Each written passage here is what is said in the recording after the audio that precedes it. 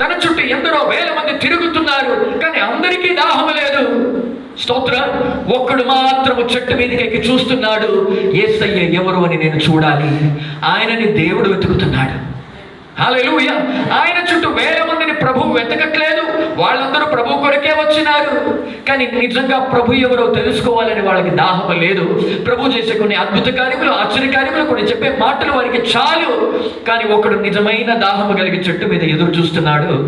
ప్రభు దృష్టి కూడా వాని మీద ఉంది. జనులందరూ అంటున్నాడు, వీరు పాపి. స్తోత్రం. హల్లెలూయా. ఈ జగ్గయ్య పాపి, ఇతడు సుంకపు గుత్తదారుడు. హల్లెలూయా. కానీ ప్రభు అంటున్నాడు, ఇతడు వివేకము కలిగిన వెతుకువాడు. సమాజం అంటుంది ఇతడు పాపి అని చెప్పి.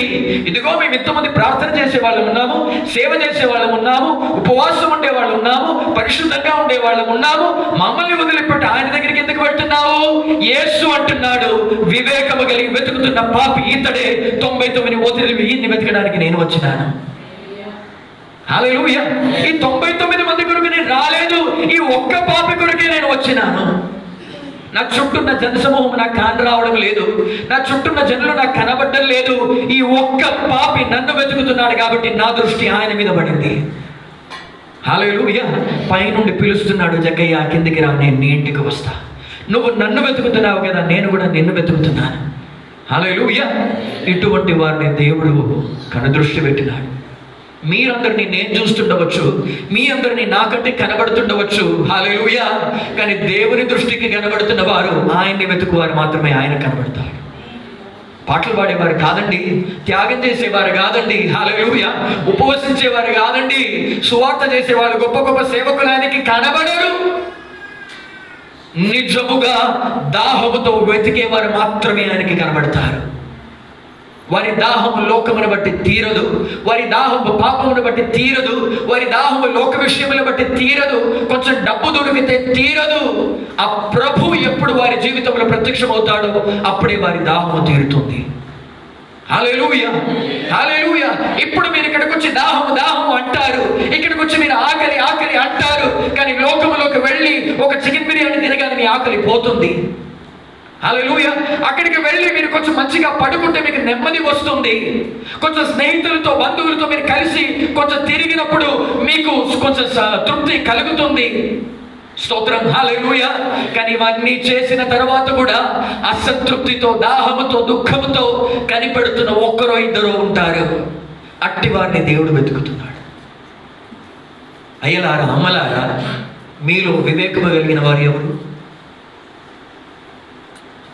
మిమ్మల్ని లోకము జ్ఞాని అంటుండొచ్చేమో, ఎంతో హోదాతో ఉన్నవాళ్ళని అంటుండొచ్చేమో, ఎంతో అనుభవస్తులు, ఎంతో పరిశుద్ధులు, ఎంతో నీతిమంతులు అని లోకం మీకు ముద్ర వేస్తుండొచ్చేమో, కానీ దేవుడు మిమ్మల్ని వివేకము కలిగిన వాడా అని పిలుస్తాడా? రెండే ఉన్నారు, వివేకం ఉన్నవాళ్ళు, మరి ఒకటి ఎవరు? మీరే చెప్పండి. వివేకం కలిగిన వారు, మరి ఒకటి మూర్ఖులు. స్తోత్రం. వివేకం కలిగిన వారు, మరి ఒకటి ఎవరు? మూర్ఖులు. Praise the lord.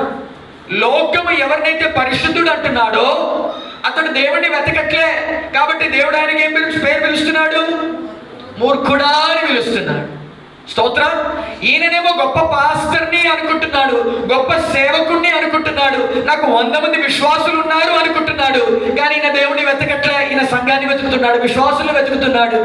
స్తోత్రం. కాబట్టి దేవుడి పాస్టర్ని చూసి ఏమంటున్నాడు? మూర్ఖుడా అంటున్నాడు.